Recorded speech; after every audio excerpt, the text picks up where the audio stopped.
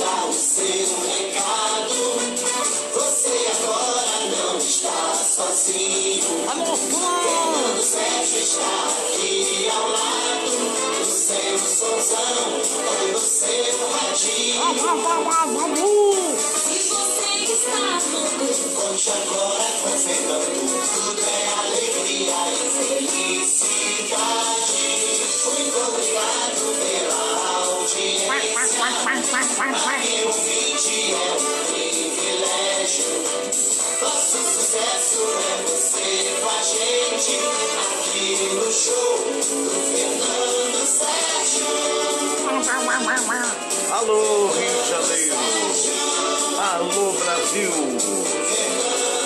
Alô, mundo inteiro. Parou. Ai, meu Deus do céu. O computador tá rebelde hoje, o coral também. Assim não é possível. Assim eu vou falar com o tio pra demitir todos vocês. Que isso, Pato? Vai demitir ninguém, Pato.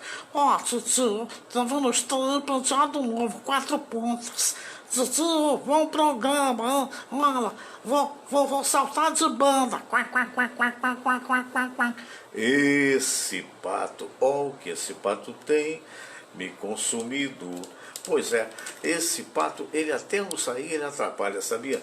Boa tarde, gente boa, boa tarde, gente amiga querida do Brasil. Prazer muito grande tê-los aqui comigo mais uma vez, não é? Alô, Luiz Henrique Oliveira, abração. Alô, Juarez Cordeiro. Alô. Olha, Santa de Ipanema, nossa querida amiga, há muitos anos que eu não falo dela. Santa de Ipanema, né, que depois transformou-se em Biloca. Foi um grande fofoqueiro do rádio, começou comigo, se não me falha a memória, ou teve antes de mim alguma rádio que ele participou. Mas durante muito tempo na Rádio Tamoio comigo, depois na Manchete, depois na Tupi. Hoje participo com outros amigos queridos, mas é o Biloca, o rei da fofoca. Então, Biloca, um abraço para você também. Estamos começando o programa do dia de hoje, eu tenho que descarregar, porque olha, hoje computador tem dessas coisas, sabia? Às vezes a gente até acha que não, mas é isso mesmo, computador tem hora que, pelo amor de Deus, ou então pela mãe do guarda, como se fala. Você sabe que hoje, desses dias que eu tive que resolver uma série de coisas na rua, e então eu deixei tudo preparado no computador, porque tem acessos que a gente faz via computação, não é isso?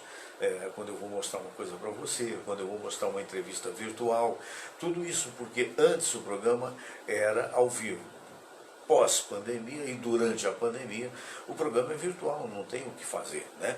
Hoje, por exemplo, eu vou ter a oportunidade de apresentar para vocês as meninas que a gente gosta muito, Letícia e Vanessa, uma dupla muito legal de cancioneiro sertanejo, são garotas ainda, mas que têm muito talento, tocam violão, tocam violino e cantam muito bem e tal. Antigamente estariam aqui ao vivo. Mas hoje, para preservar a elas e para preservar a nós, evidentemente tem que ser através do virtual. E daí a gente ou utiliza um vídeo que tem, ou utiliza de repente o YouTube, né? ou então via celular.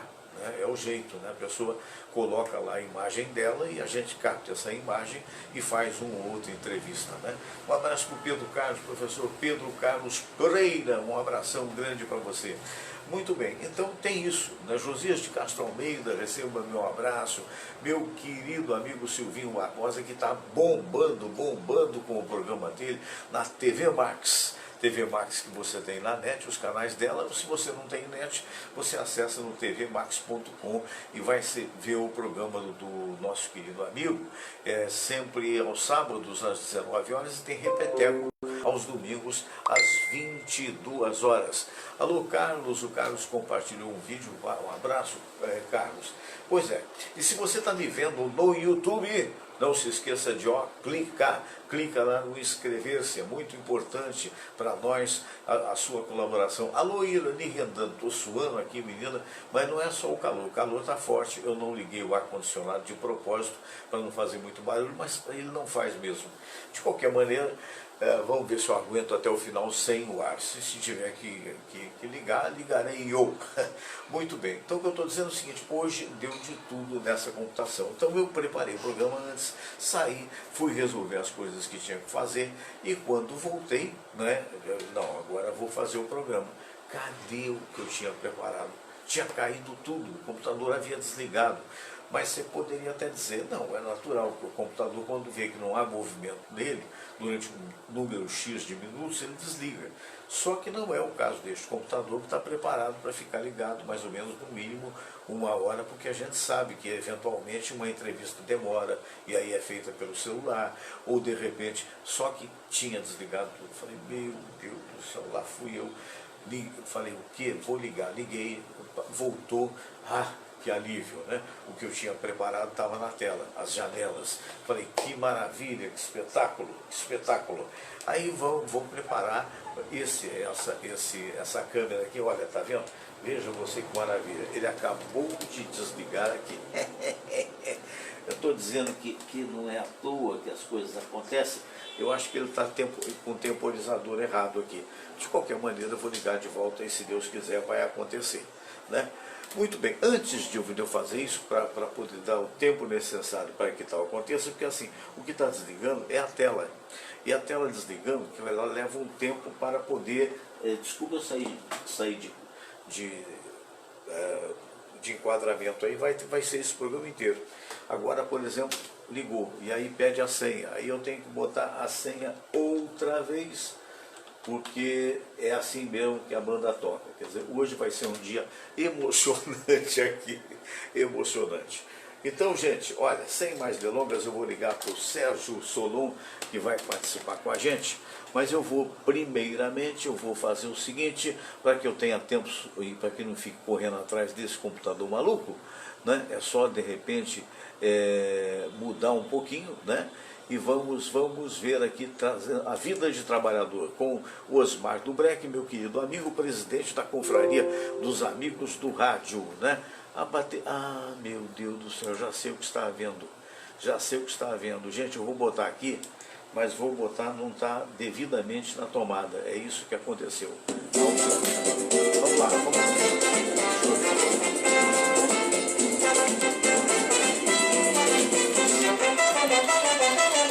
Todo dia sempre a mesma coisa, todo dia eu faço tudo igual. Levanto, lavo o rosto, escovo os dentes e tomo café, e pego o metrô até a central. Se eu chego atrasado no trabalho, levo bronca do patrão. Pra encarar essa vida, tem que ter muita disposição.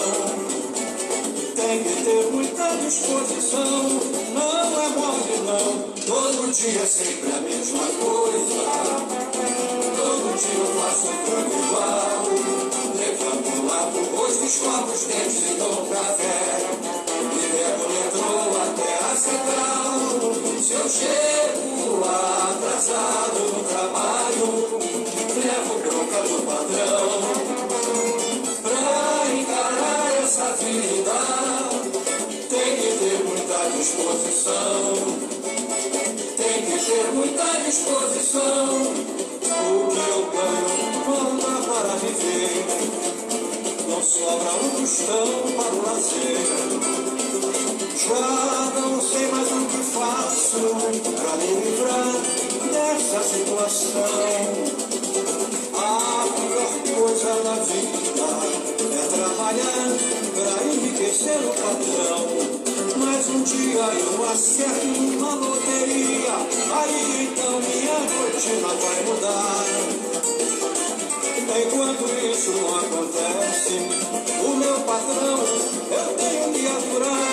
Vou eu trabalhar.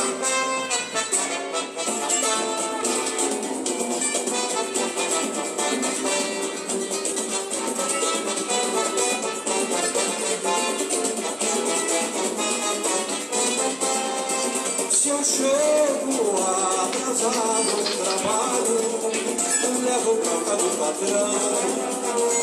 Pra encarar essa vida, tem que ter muita disposição. Tem que ter muita disposição. O que eu ganho não dá para viver. Não sobra um tostão para fazer. Já não sei mais o que faço para me livrar dessa situação. A pior coisa da vida é trabalhar para enriquecer o patrão. Mas um dia eu acerto numa loteria, aí então minha rotina vai mudar. Enquanto isso não acontece, o meu patrão eu tenho que aturar. Lá vou eu trabalhar. Pois ela vai ele trabalhar. O nosso Osmar do Breck, gente muito boa, nunca foi preso à toa, Osmar. Não, mentira, nunca foi preso. É o presidente da Confraria dos Amigos do Rádio, confraria essa que eu sou o patrono. Um abraço a todos os confrades, né?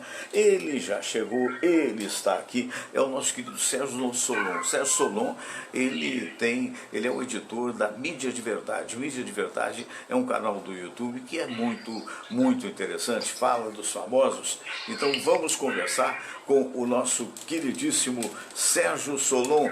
Boa tarde, Solon, como vai você? Tudo bem? Boa tarde, Fernando Sérgio, meus amigos. Excelente terça-feira, começando 5 de janeiro de 2021. Pois é, rapaz, eu não sei se você soube, fiquei sabendo hoje, até por informação de computador, que o Jorge Perlingeiro foi cometido de Covid, ele que é confrade da confraria, né, e que está internado, né, mas Deus permita que ele consiga se safar dessa. Ele é muito cotado, o nome dele, para até presidente da Liga das Escolas de Samba, né? Vamos ver, vamos torcer por ele. Isso aí.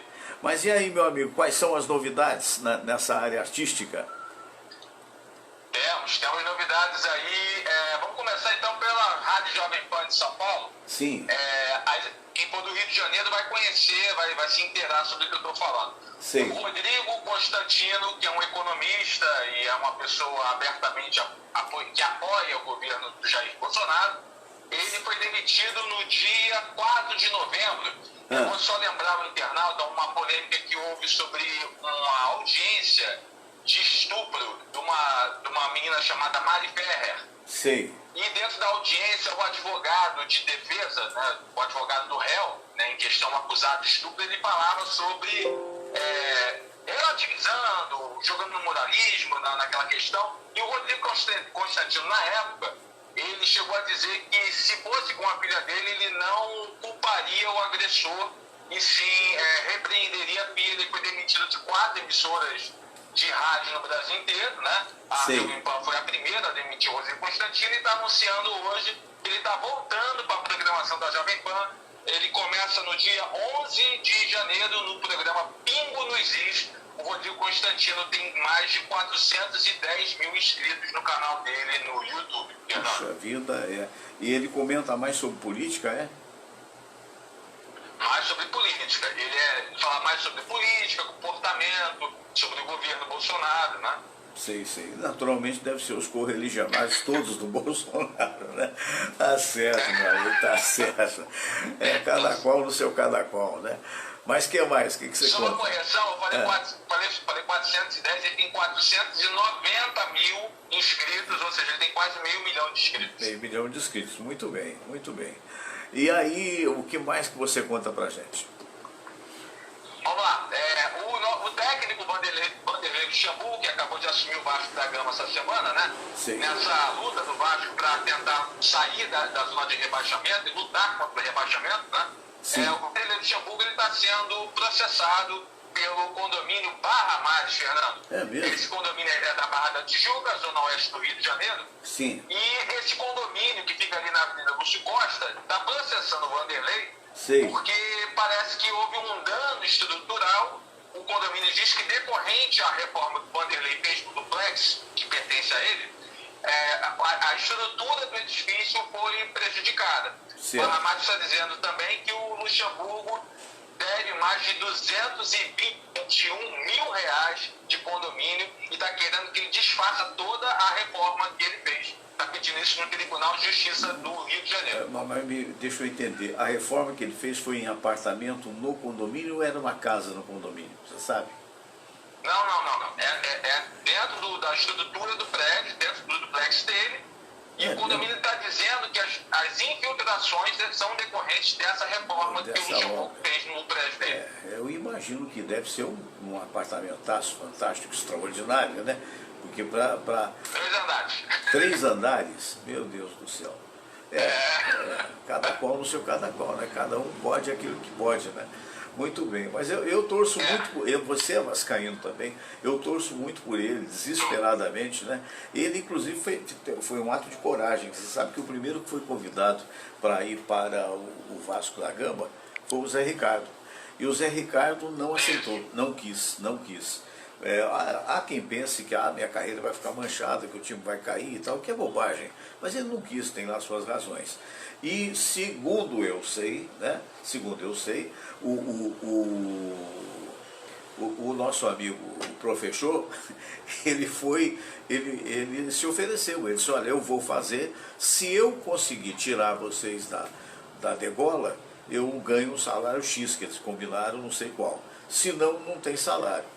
É um ato de macho. Mas eu vi essa entrevista Ouviu coletiva isso? e o presidente do Vasco está dizendo, não concordou, o Camilo não concordou, diz que todo mundo tem que ser remunerado pelo trabalho que faz. Então, o Luxemburgo queria um pagamento por rendimento, né, por alcance de objetivo, mas o presidente do Vasco já está dizendo que não é bem assim.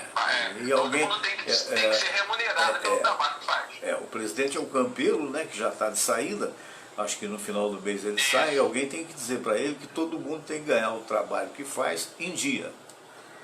Essa é a diferença. Isso é importante. Né? Porque é muito bonito isso, fica lindo de você dizer isso, né? No rádio muita gente diz isso, né? Principalmente a Rádio Tupi do Rio de Janeiro diz isso, né?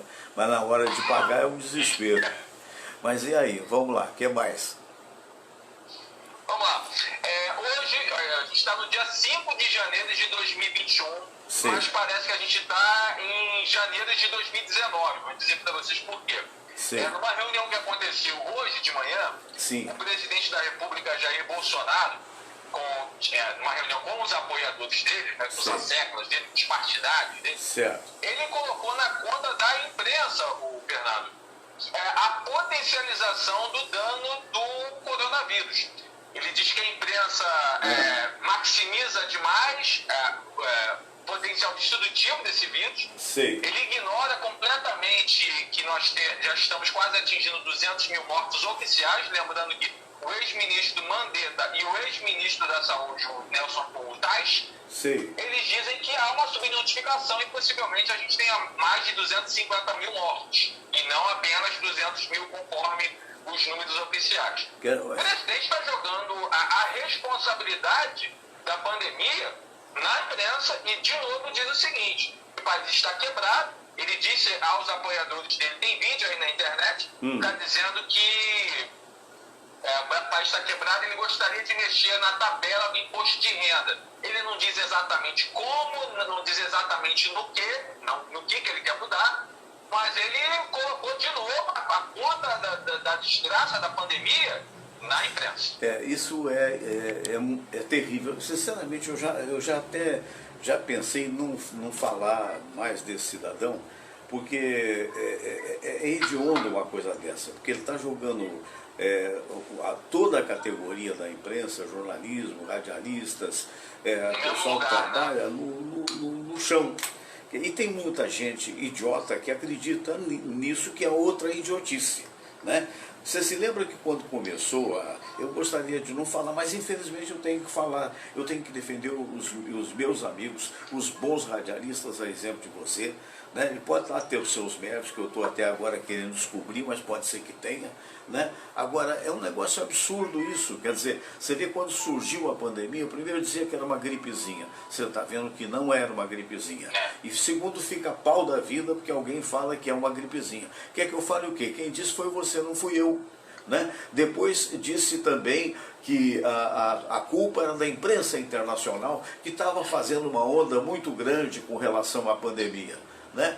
Que onda internacional, milhões de pessoas morrendo, as pessoas todas em dificuldade, países estão voltando e retrocedendo até naquela coisa do distanciamento que o Mandetta mandava ter e que muita gente disse que não tinha que ter. E agora volta tudo para alguns lugares. São Paulo passou uma abelha aqui.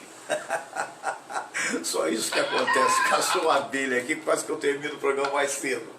Mas então, entendeu? Quer dizer, então, aí isso é muito a coisa da pessoa que não tem competência e fica culpando os outros. Ou então mostre a competência. Pelo contrário, eu estou querendo dizer, diga que eu estou enganado, seja competente. Tem uma amiga minha que botou uma faixa assim no Facebook, deixe o Bolsonaro governar. Olha, não existe isso em lugar nenhum do mundo. Você tem a favor, você tem contra, você tem mais ou menos.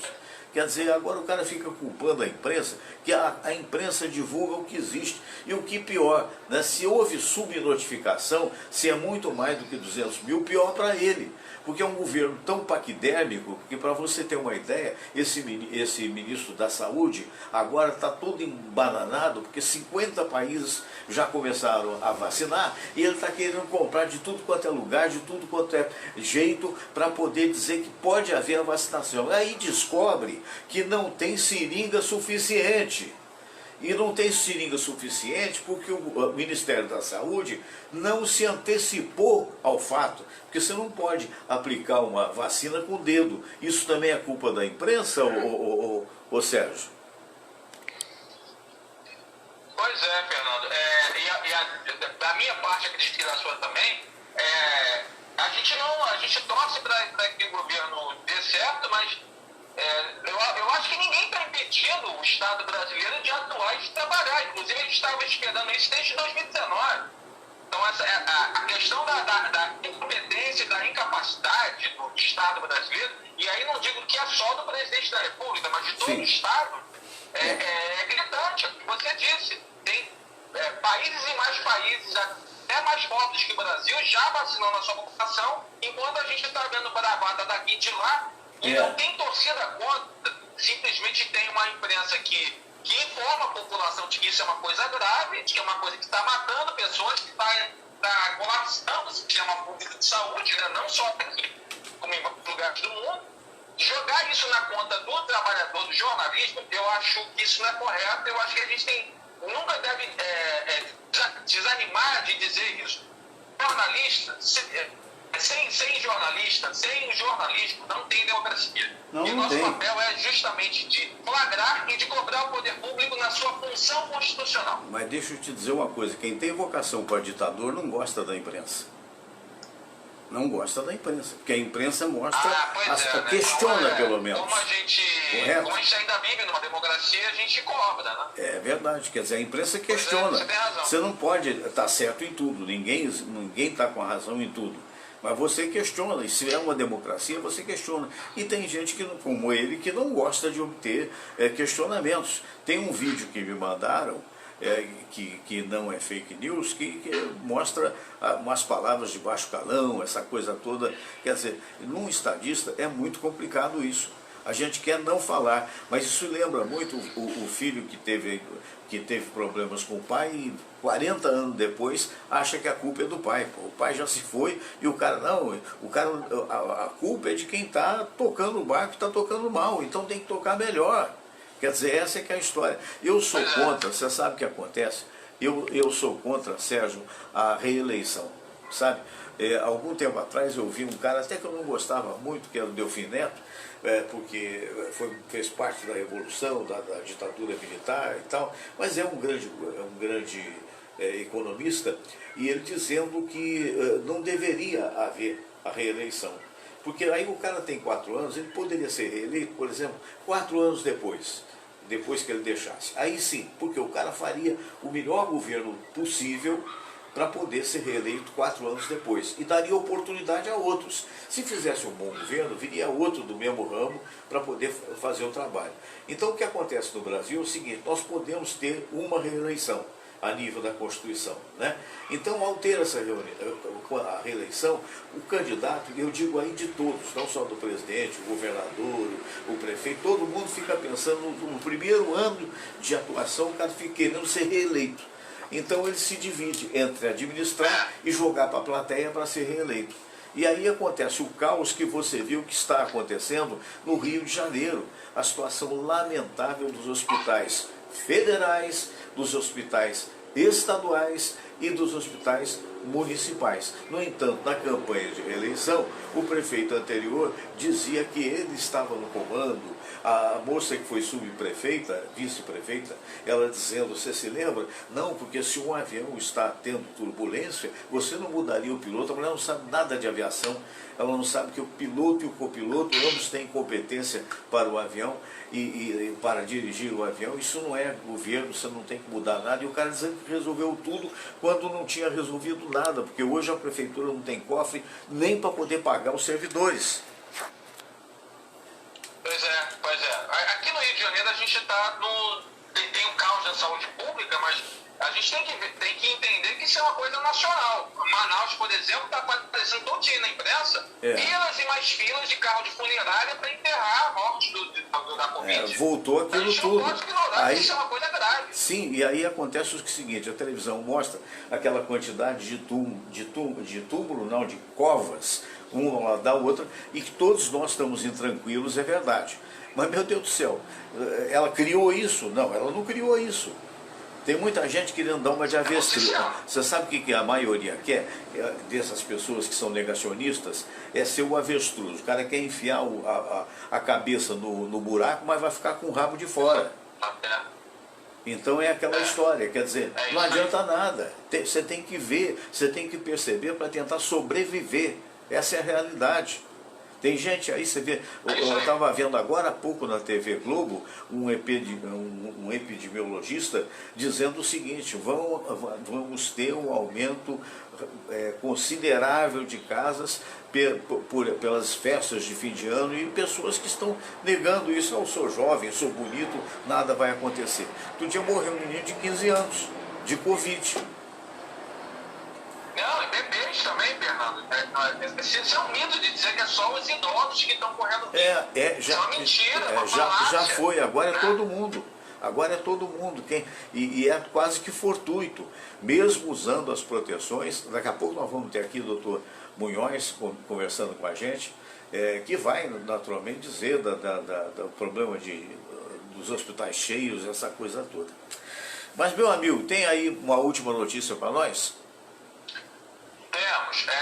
Agora, no finalzinho de dezembro, o Mauro César Pereira, que era comentarista da ESPN Brasil, emissora em que ele ficou 16 anos, o Mauro César, que é rubro-negro roxo, todo mundo sabe disso, o Mauro César está se falando lá na TV Globo de que ele pode ser uma nova contratação do Sport TV. Poxa, que bom, que bom. Ah, você sabe que o Eugênio Leal foi para São Paulo? Bacana isso, o né? Eugênio Leal é comentarista da ESPN Brasil agora, né? Que maravilha. Tá mudando em São Paulo, não, acho que ele já se mudou, já tem já São se Paulo. mudou, Né? ele botou ele é meu amigo do Face, meu amigo querido de muitos anos, grande vascaíno, aliás, e sambista da melhor qualidade, né? Ele é São Clemente. E é um dos jornalistas mais jovens do que eu, de maior talento, né? Eu fico muito feliz com isso, e Deus permita que ele seja realmente muito bem aproveitado na ESPN. Muito bom. Ô Sérgio, um abraço para ti, Sérgio. Pessoal que quiser ver a mídia de verdade é no YouTube, né? No YouTube ou também no Facebook, pode botar lá, mídia de verdade, tem lá a nossa fanpage dando um ponto de vista sobre a cobertura jornalística. Tá bom. Valeu, amigo. Um abração para ti, viu? Olha, saúde para todo mundo. Obrigado. Estou apertado de costura aqui com essa tela, porque, na verdade, o que aconteceu é o seguinte, durante um certo tempo, pesou aqui, eu tenho que comprar hoje uma linha, como é que chama? Filtro de linha, porque esse daqui eu acho que dançou. Então o computador está com pouco recurso. Mas vamos ver, pode ser que pare no meio. Mas olha aí, essas meninas, Letícia e Vanessa, vou contar sobre elas, minhas amigas queridas, com minhas raízes, tomara que toque inteiro. Vamos lá, força daí, que eu dou força de cá. Eu cresci no interior, num lugar de estrada de chão, de pessoas humildes, mas boas de coração. Junto à fogueira, meu pai contava histórias de heróis e lendas que ainda guardo na memória. Junto ao meu cavalo branco, eu cavalgava pelos campos, a galope contra o vento, voavam como pássaros os meus pensamentos. Hoje pertenço a outro lugar, onde encontrei alguém para amar.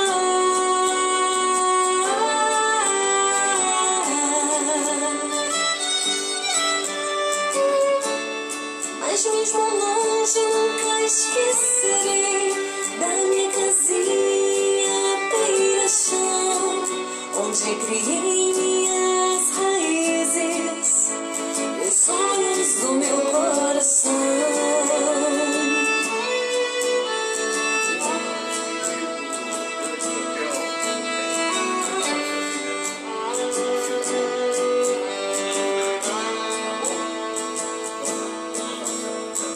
Junto ao meu cavalo branco, eu cavalgava pelos campos, a galope contra o vento, voavam como pássaros os meus pensamentos.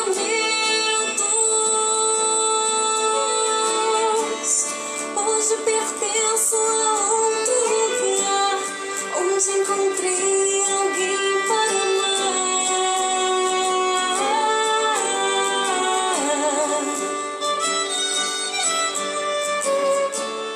Mas mesmo longe nunca esquecerei da minha casinha beira-chão, onde criei minhas raízes e os sonhos do meu coração.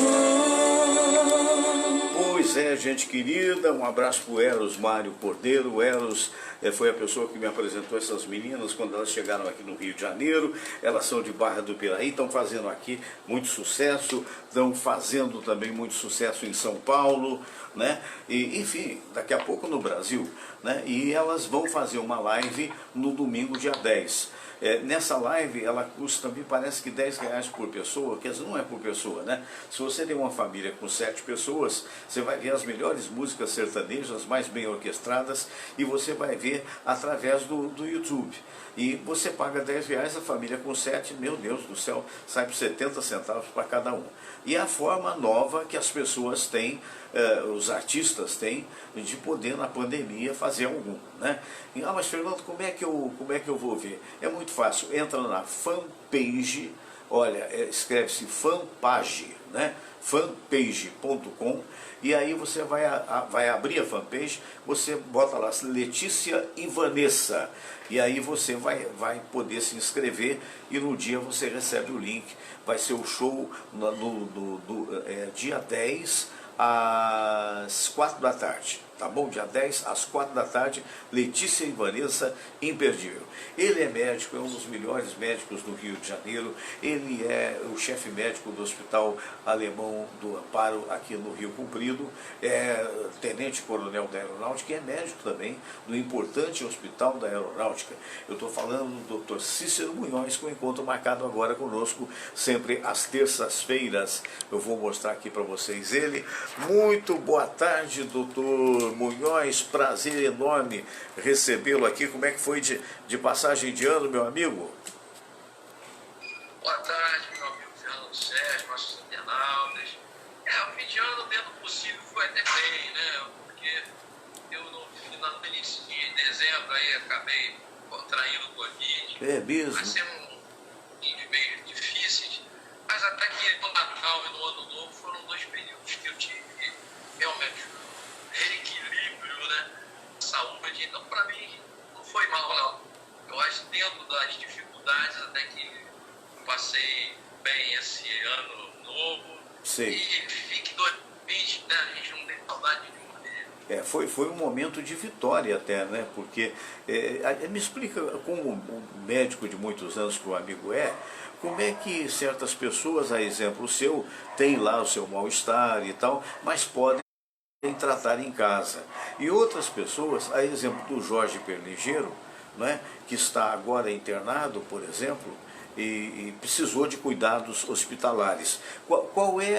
Há alguma diferença nisso ou é fortuito? Fernando, há sim, há uma diferença muito grande. A gente vem falando já há muito tempo que o grande diferencial no tratamento da Covid foi o tratamento precoce, ou seja, o diagnóstico e a testagem mais breve possível. E caso positivo, começar logo uma medicação. E essa medicação, o tempo vem mostrando que realmente foi a grande arma que nós tivemos e temos no combate à Covid.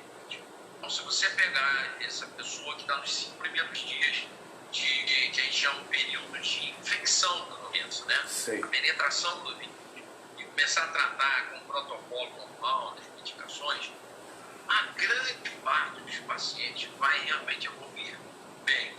Agora, é preciso que se fale que nesse período inicial, na semana logo que se segue, né, os 7 dias depois, não, desses 5 a 7 dias, ou seja, vamos falar dos 14 primeiros dias, é preciso que se faça um segmento, um controle desse doente, exatamente para estabelecer se ele tem condições de continuar em casa, que em suma, até psicologicamente, eu passei por isso, psicologicamente é muito positivo você não ficar isolado no hospital, do ponto de vista emocional, isso realmente é muito ruim.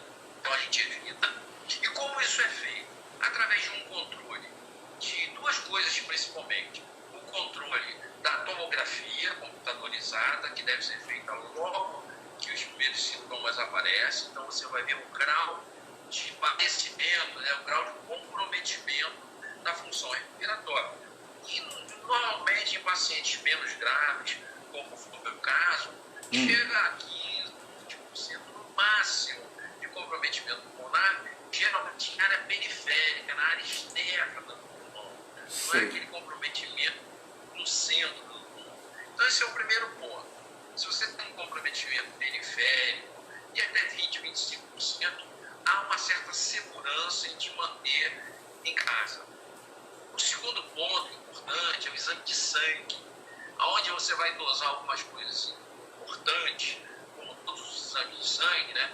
O hemograma, o coagulograma, a glicose, ureia, creatinina, a função hepática, porque essa é uma doença que ela tem uma extensão muito grande no organismo. Sim. Esse período inflamatório, como a gente já falou, até no coração, no pulmão, e outros órgãos também do aparelho digestivo.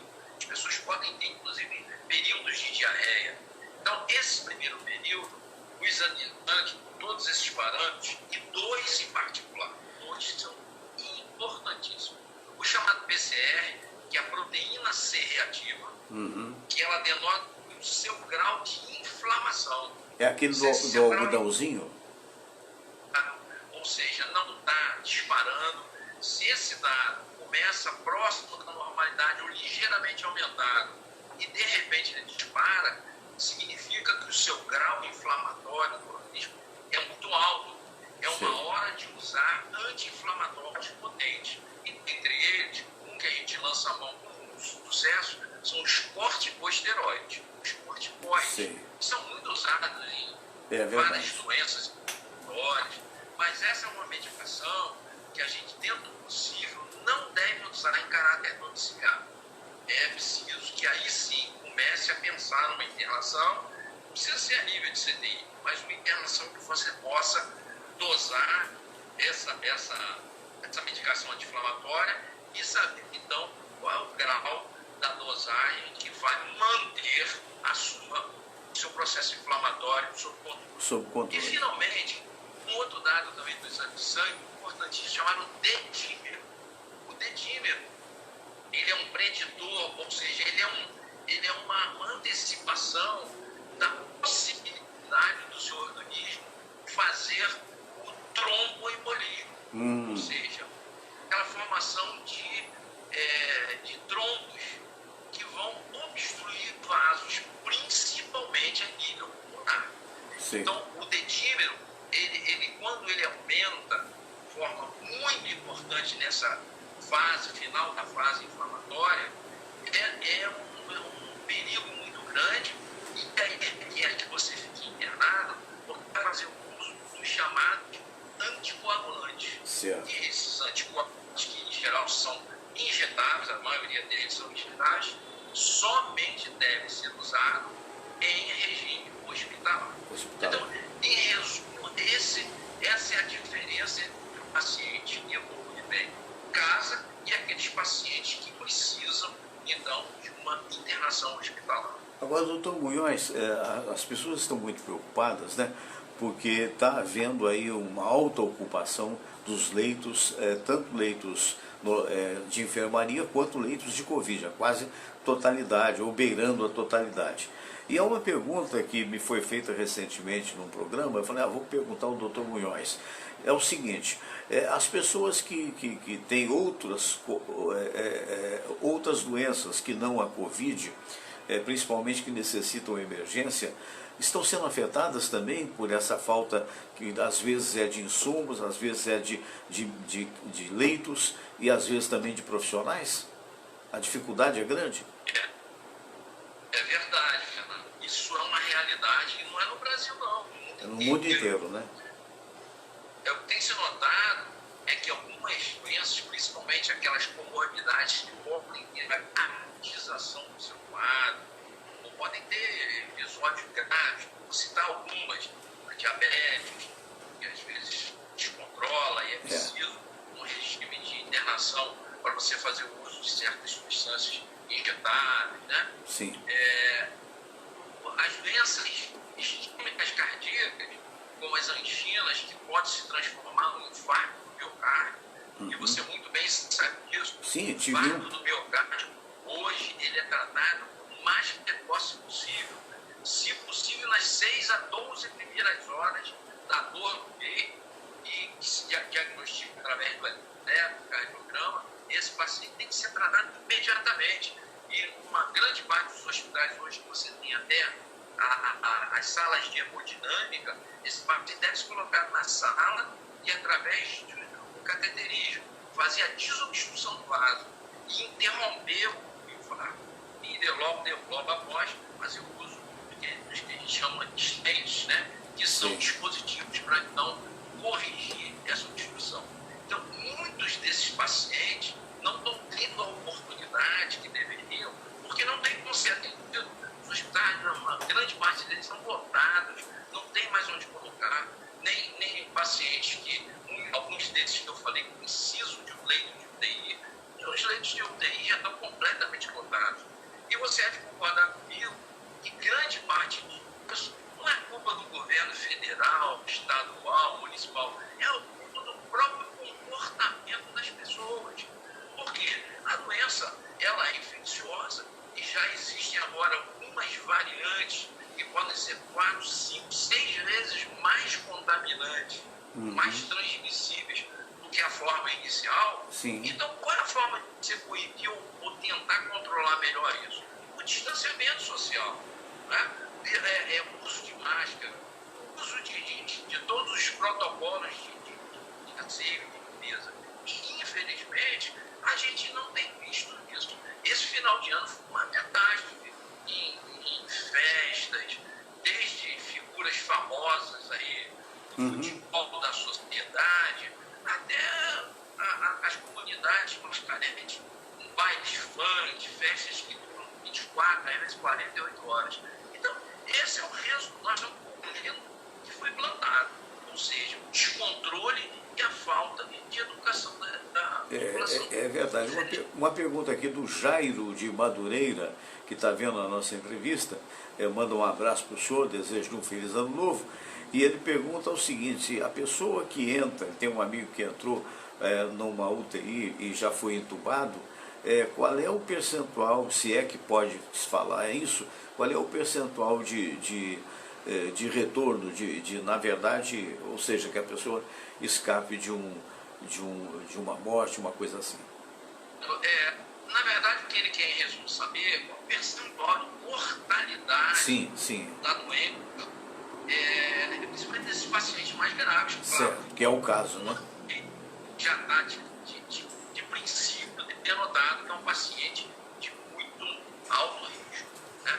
O que eu poderia dizer para ele, sem falar em números para não confundir a cabeça dele, mas é um dado bem desanimador, é que o percentual de complicação e principalmente de óbito no Rio de Janeiro, ele chega a ser mais do dobro que a maioria dos outros estados do Brasil. É mesmo? Então, houve realmente um aumento exponencial da gravidade desses pacientes. E vou te dar um outro dado também, que é uma constatação nossa aqui em alguns outros hospitais. Houve nesse período, agora nos últimos 10 a 15 dias, uma redução, vai entender o que eu vou falar agora, parece estranho, uma diminuição da ocupação do CTI. O nosso CTI que Covid, que eu sempre falo para vocês, em geral está lotado sempre. Sim. Esperam a vaga, quando tem uma alta, já 2 esperando, e 3 e assim vai. Nesses últimos 15 dias, nós tivemos um esvaziamento. Chegamos a ficar com 50% de ocupação, o que você acha comigo que é bem menos do que a gente tem experimentado nos últimos meses. Qual é a explicação disso? Muitas pessoas, além de se aglomerarem, de fazer isso tudo de errado que a gente está falando, muitas, pelo fato de vir Ano Novo e Natal, muitas retardaram a procura de atendimento médico. É com medo, vou chegar lá, pode ser que o pessoal me prenda no hospital e me interne, e muita gente ficou nesses 15 dias piorando, e agora nós já estamos, a partir de sexta-feira agora, a gente já começou a ter a resultante disso, ou seja, já começou a haver um aumento, hoje nós já estamos com 80% das nossas vagas, que são justamente esses pacientes que não procuraram atendimento precoce, pioraram e estão em estágio de internação a nível hospitalar. Olha só. Então você vê que o comportamento humano, o comportamento das pessoas, eles vão diretamente interferir na piora do quadro, na taxa de mortalidade, e repito, a taxa de mortalidade no Rio de Janeiro praticamente dobrou nos últimos dias. Que loucura. Agora, doutor Munhoz, os verdadeiros heróis, né, nesse combate são o pessoal da saúde, né? Pessoas como o amigo, que representa muito bem a categoria, que é a categoria dos médicos, os enfermeiros, os auxiliares de enfermeiros, os maqueiros, enfim, até as pessoas que fazem as limpezas nos hospitais. Mas a gente imagina, a gente de fora, imagina que geralmente o profissional que tem a formação de um médico, ele, de uma certa forma, ele é preparado para isso, né? Mas como é manter o equilíbrio no meio desse caos, que eu digo, entre aspas, naturalmente, ou até tirando aspas, né? Porque diuturnamente, ainda mais o senhor que é chefe médico, diuturnamente as pessoas estão ou sofrendo ou morrendo, e outras, a exemplo seu, graças a Deus, se contaminaram, mas escaparam, e outras não. Como é trabalhar esse psiquismo que realmente, como é separar o profissional que tem que ser competente, que tem que ter equilíbrio, do emocional de ver a perda de tantas pessoas, queridas ou não? Isso é uma tarefa muito difícil dele, Fernando. Às vezes as pessoas falam, mas doutor Munhoz, o senhor já está com mais de 60 anos, pegando aí 66 anos, e como é que o senhor se expõe? A minha resposta é sempre, eu acho que o soldado que está lá servindo, lá no Exército, na Aeronáutica, Marinha, de qualquer país, ele é um soldado que tem o seu objetivo. Nós somos soldados com objetivo dentro da medicina. Quando nós nos formamos, quem se formou para ficar milionário, alguns até ficam ricos, né? Mas são poucos. Palma, honestamente, mas nós nos formamos fazendo um juramento. Juramento esse que diz exatamente isso. A gente até pode se expor eventualmente a alguns perigo, conhecemos os perigos, mas é obrigação nossa de estar ali para proteger, para atender da melhor maneira possível o que vamos dizer, é básico, é o objetivo da nossa profissão. Então esse é o primeiro ponto. E para isso, a gente realmente tem que ter e tem que dar um apoio importante. Muitos dos colegas hoje estão tendo um apoio psicológico importante, profissionais da área, para realmente manter o equilíbrio. A questão não é medo, na verdade a gente não tem medo. A gente, na verdade, às vezes tem um pouco de receio de ter que sair do fronte. Exato. Se contaminar como eu e ficar 2, 3 semanas fora de combate. Né? Mas temos todos os cuidados em termos de equipamentos de proteção individual. Ah, mas isso adianta? Pô, adiantou tanto que você ficou doente. Não, adianta muito. Claro que adianta, velho. Qualquer infecção, o nível da carga viral, bacteriana que você se contamina, ele é fundamental para dizer como é que você vai evoluir na doença. Então, quando você se protege com máscara, com equipamento de proteção individual, todos os requintes de proteção, mesmo que você venha se contaminar, porque a proteção nunca é 100%, você pode se contaminar e vai se contaminar com uma gravidade menor. É por isso que eu fico apavorado quando eu vejo essas pessoas de peito aberto, sair sem medo de se contaminar.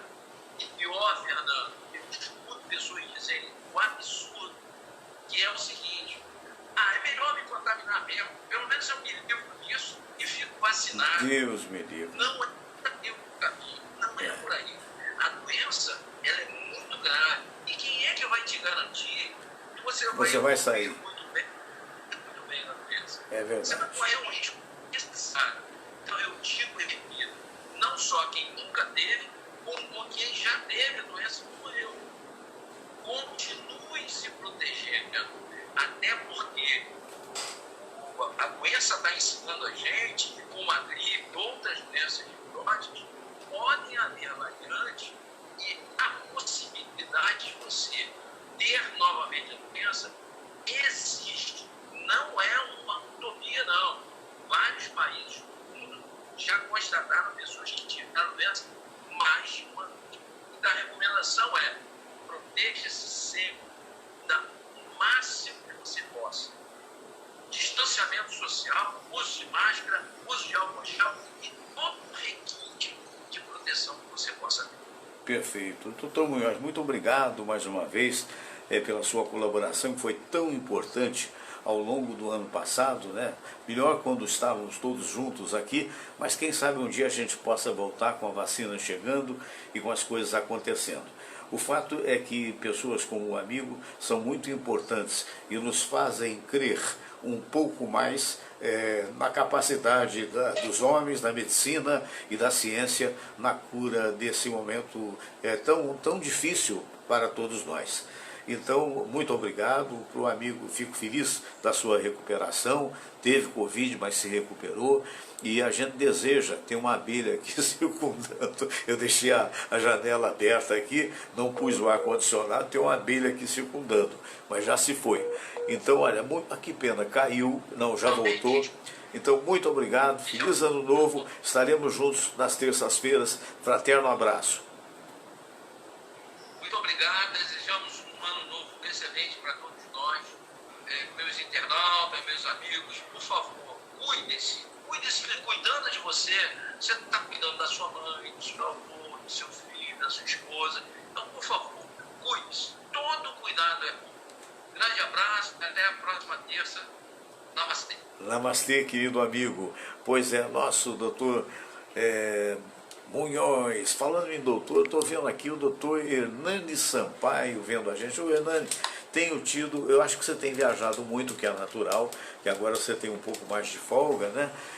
Mas de qualquer maneira, um grande oncologista, que eu gostaria de ter dia desses aqui, vou ver, tentar, tenho tentado, mas você não tem atendido, mas não é atendido, é que talvez o celular tá longe, essas coisas acontecem mesmo, né?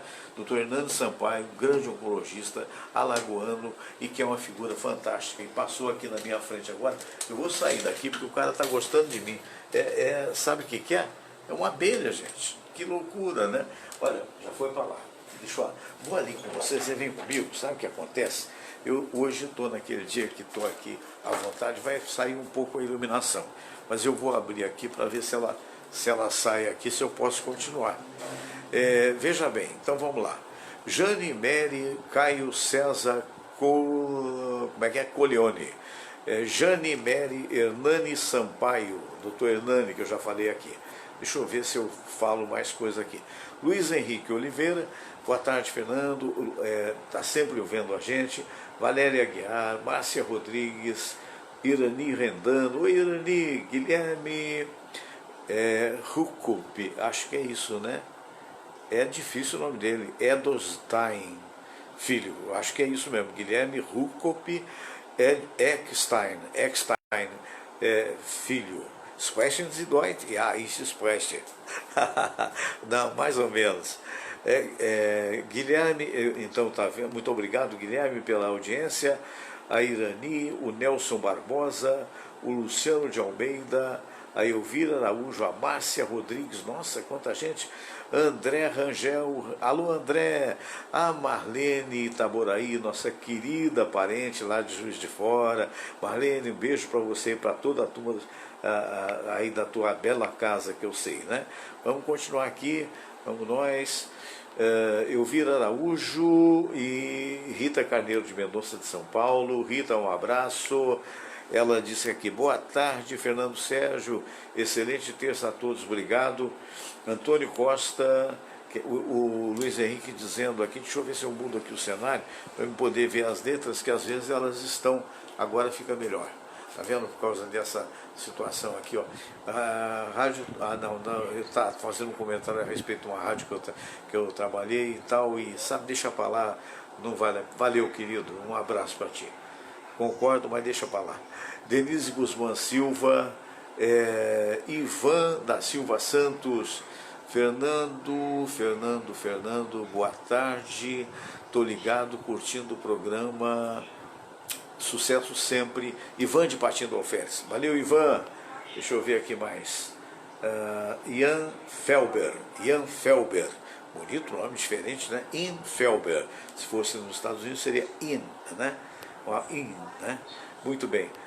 O Luiz dizendo, sábado, show, programa Roberto Figueiredo, Salão Grená, tempos bons da Tupi que não voltam mais. Hoje essa rádio está de mal a pior, está aí a opinião do ouvinte, né? A Rita Carneiro de Mendonça, motivos não faltam para o impeachment, a situação é gravíssima, o que está esperando. Não sei, sabe, se isso seria melhor ou pior, mas na verdade a situação é de muita dificuldade e claro que não é só problema governamental, é também um problema da falta de dinheiro, né? Porque essa pandemia arrasou com as finanças do Brasil. E aí é muito difícil. Se você já não tinha grande competência, a competência diminui. Isso em todos os níveis e em todos os governos, não só o federal, o estadual e o municipal também. É muito difícil, muito difícil. Leonardo Souza do Rego Barros, Bozo está com as horas contadas, não sei, será? A Jane Mary, o Caio César Colione também, e mais 4 pessoas, pena que aqui não apareceu o nome delas, é grupo, né? Dr. Hernando Sampaio também vendo a gente, enfim, amigos queridos, né? O que eu acho é o seguinte, isso é um momento, deixa eu sentar aqui bonitinho, porque aí você vai me ver melhor, tá vendo? Deixa eu só ajeitar aqui a câmera, a mobilidade da câmera é muito importante para a gente ter mudança até de cenário, né? Não é assim? Então, meus amigos, hoje foi um programa atípico, mas atípico mesmo. Não só porque tinha coisas que estavam programadas que eu não pude colocar no ar, porque uma coisa muito estranha, né, nós temos aqui alguns computadores muito bons, muito sofisticados, e um deles você controla, quero que você apague se estiver ocioso daqui a 15 minutos, qualquer computador faz isso.